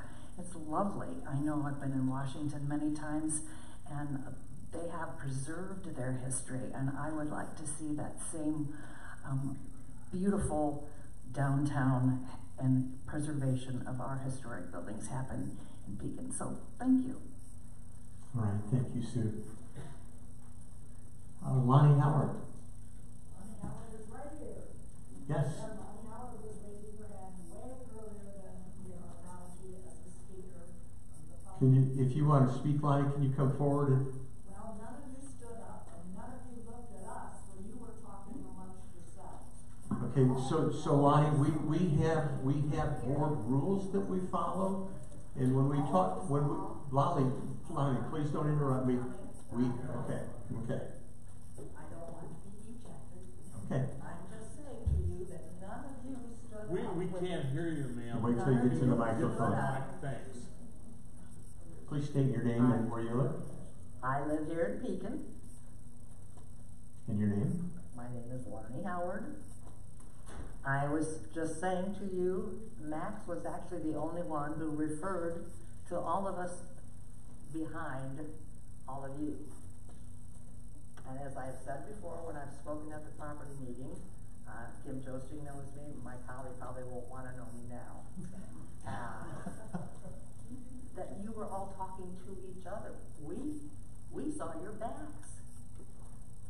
I think that's very interesting. We actually, I think, elected you. Is that the case? I may not have voted for all of you, but technically you were all elected. And yet all we are seeing are your backs, and you talk to each other.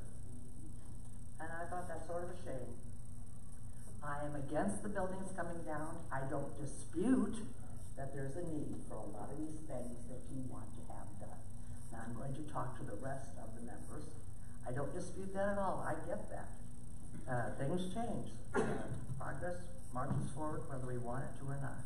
But I really do not want to see the arcade building nor the Tobin building demolished. There should be, it used to be, they talked about a win-win situation where you're trying to make things work for everyone. Granted, you can't get everything you want, but we should be able to do some sort of a compromise. I have suggested in my emails to you, Mr. Zimmerman, to the vice chairman, I'm sorry, his name is not coming to me. Why not try to buy the Woolsey building? It is for sale now. It would be so easy to vacate Isabella, and then you would have your pathway for the prisoners to come over to the courthouse, and just have a few courthouses taken out of our Tazewell County courthouse. If you make it totally empty, it probably will not be maintained, and then eventually 5 years down, a new board will say, our courthouse is looking pretty ratty, let's take it down. But there should be a way to find some compromise on this without just destroying some more of Pekin's history. And that's the only reason I didn't stand up. I was making a point, and I think you got it. Then you were getting really annoyed with me, so here I am. But thank you anyway for listening. I don't get annoyed with you, Lonnie. Oh, yes, you did. You were very annoyed with me. Good job. Thank you for your comments. Oh, you're more than welcome. Okay, John McNish.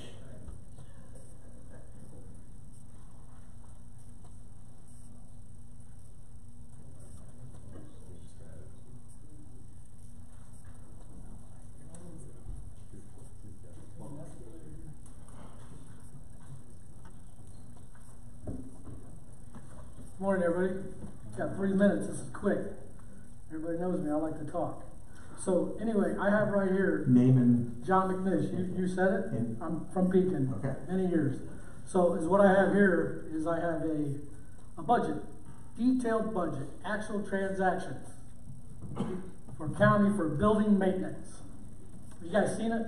You guys should have seen it, right? You guys seen it? Nothing in here is building maintenance. Nothing. There's probably, on the last page, there's probably 8 projects for the courthouse of some electrical work. It wasn't even done by a Tazewell County contractor. So I'm very interested in who maintains the buildings. You're not. You're not maintaining them. You're not spending no money on it. So how are we doing it? Where are we doing it? Who's doing it? I want to see that. We're not doing preventive maintenance. We're not doing very tasking and evolutions. We're just buying buildings and letting them fail. That's what you guys did when you bought the Tobin building. For 10 months it sat there. You guys did no maintenance to maintain it or to preserve it. It's not in your budget. What'd you do? Nothing. But what you guys did do was you showed a bunch of pictures like a car salesman. I remember when I took my first car, the car salesman took me out and said, well, look, you got a scratch here. Look, you got this window's this, or that dent's there. We got to get rid of it. We can't do anything with it. You need to put some money into it and get it up to snuff. The ARPA funds aren't allowed to do that. It's very clear what they're for. Okay? And where was the Pekin representation from the county board? Where was it? You guys said nothing. Where do you stand on it? You sat there and said nothing. There's a lot of people here from Pekin that really want to keep these buildings standing. You guys said nothing. Thank you. All right. Thank you, John. Forgive me if Bogey Cisnak.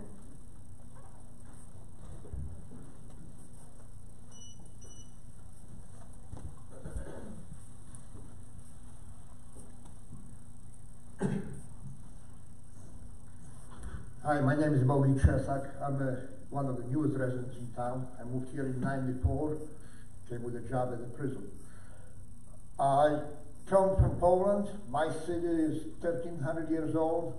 We got a beautiful downtown, renovated several times. All the buildings, original buildings, standing for 600 years. They occupied mint condition. I can provide pictures at the next meeting. All I hear about tearing down the buildings. We talk about Justice Center for 20 years, supposedly. We don't have a plan. We gotta have a picture of health department. I've been in courthouse for the last 5 years going through divorce. Courthouse is beautiful. It's a historic building. Founding fathers built it from the solid materials, stone and wood, solid wood. There's marble in there. There's plenty of room in that courthouse, just gotta be organized better, utilized better. Ladies in the clerk's office help me out a lot. They do a great job. But they occupy half an acre of space for 4 people. With new electronics and new electronic storage, there's plenty of storage room in that courthouse. Beautiful pictures of the crowd in the courthouse waiting for the case, whatever. That's scheduling problem. That's judge's problem. They want to have more space and safety. Let them process the cases faster, more efficient, and lock people up.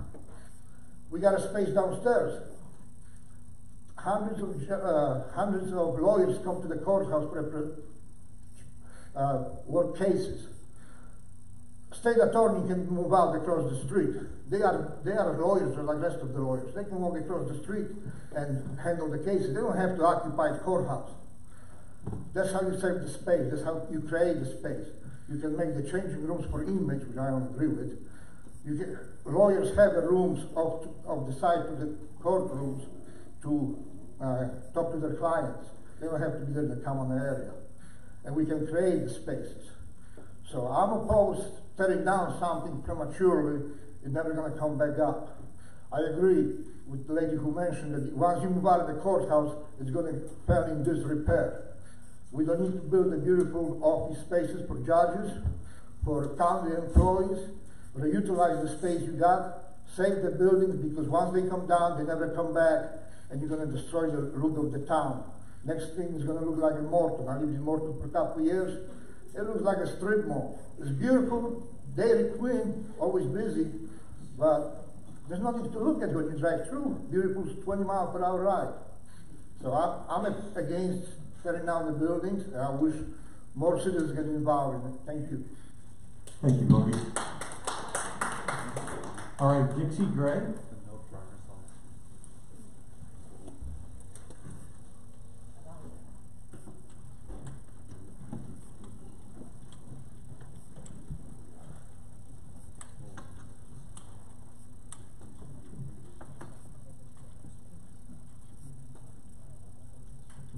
You could say your name and where you live.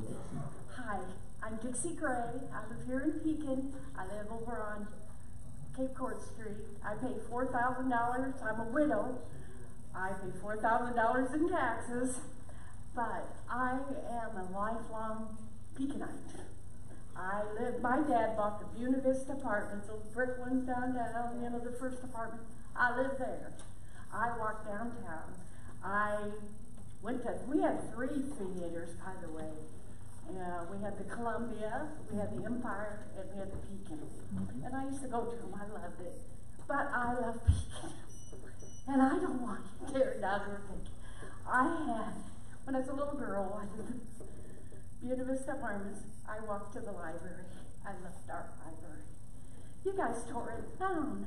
You go to Peoria, the Lincoln Library was also a Carnegie library, and they maintained the city of town. Peoria maintained some of their buildings, so I want you to maintain some of ours. I want them to stay. I love my town. It's a good town, and I want everybody to love our town. Anyway, that's all I have to say. Thank you, Dixie. Michelle Tahoe.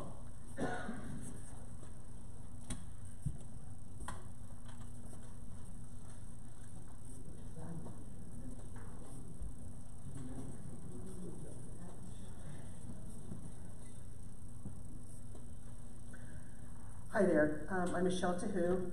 I answered everything. My husband says that after almost 60 years of marriage, I'm still not pronouncing it right. Incidentally, for those of you who are talking about building maintenance, my husband's Dutch, as you can probably take a guess from my last name. So I've been able to go back there a few times. And I've seen buildings that have been in use for 1,000 years.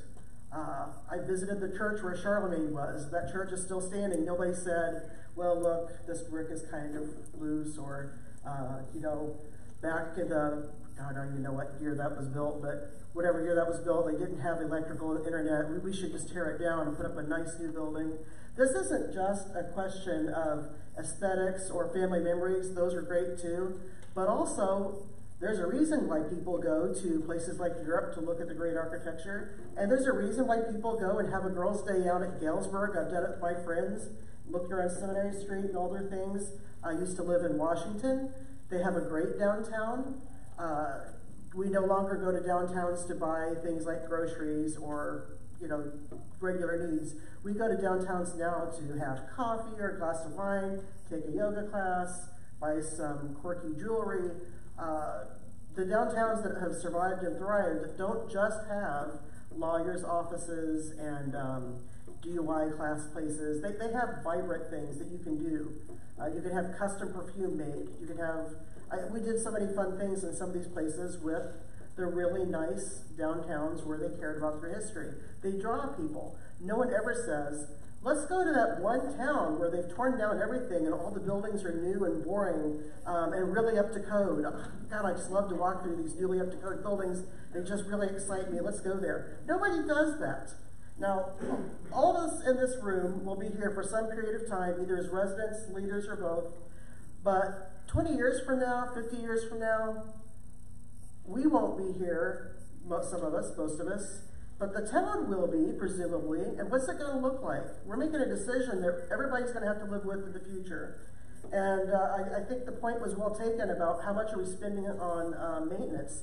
I live in a really old house, walking distance from here. I know all there is to know about the extra cost of taking care of an old house. But you know what? My old house is built a lot better than the newer houses I've owned in the past.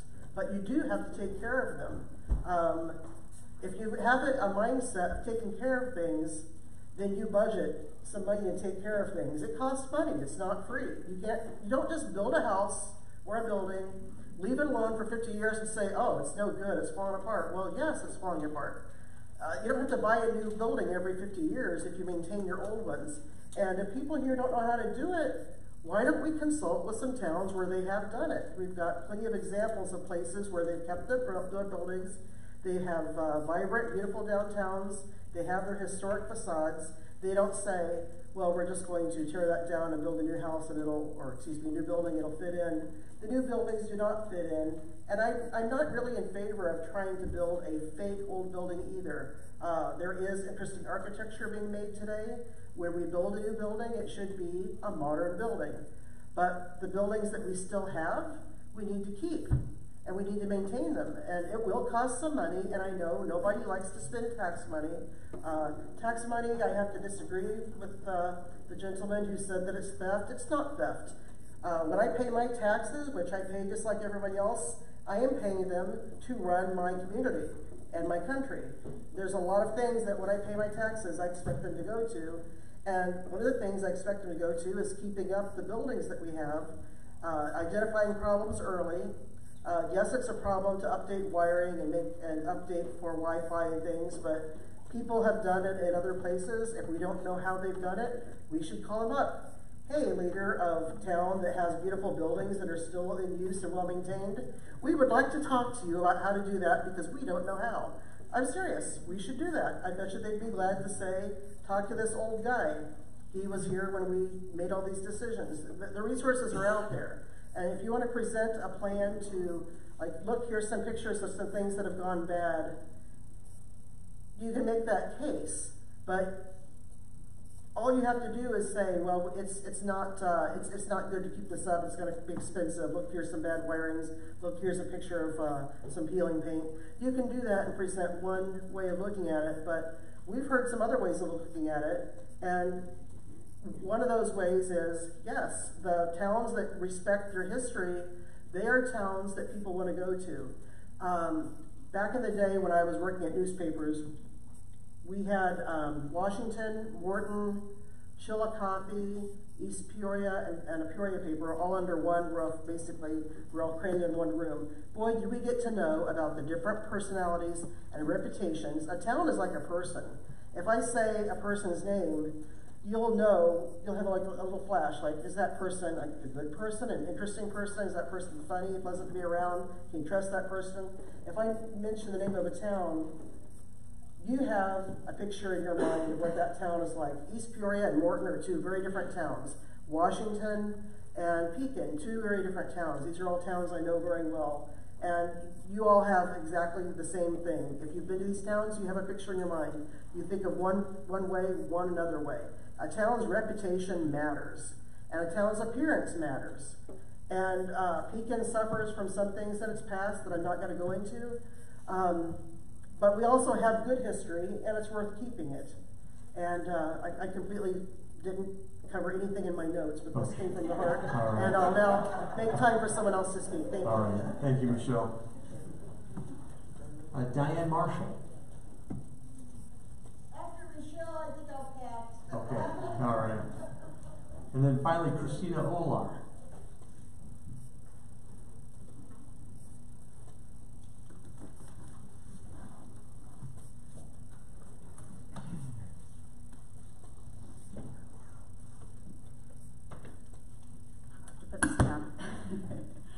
I am Christina Olari. I live in Pekin. I've been here for 25 years. And I was going to say, in those 25 years, I've not really, I guess I've learned a lot about our town, but it's only been recently when I heard about the plans to demolish buildings in downtown that I've taken more of an interest in, I should say civics, community, how it's run and such. And so as part of the Save Pekin's History group, I've gone and given flyers to people and talked to people.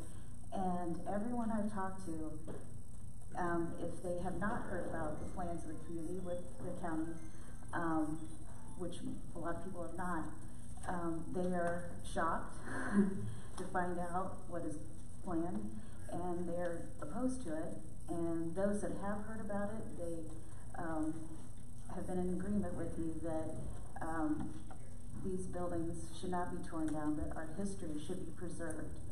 And so, as someone else said, as you guys represent us, and so from what I've been hearing going out in the community, talking to people, is that this is not what the community wants.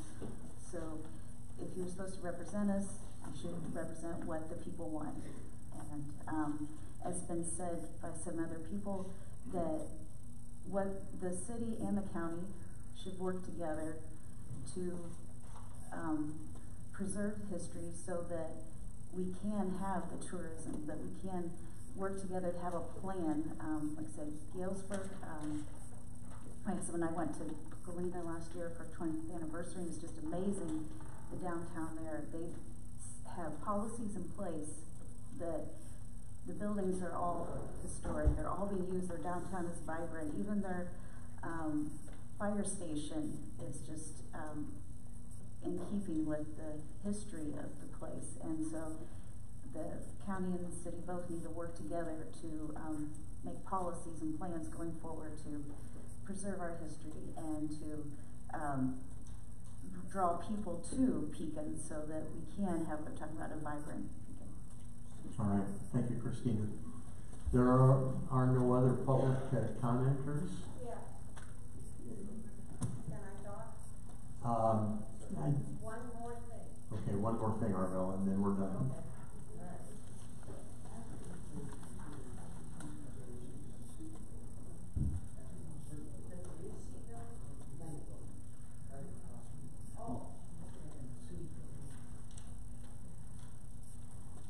Building and the suits building. He wants to know what you're going to do with it, if you consider it. Okay.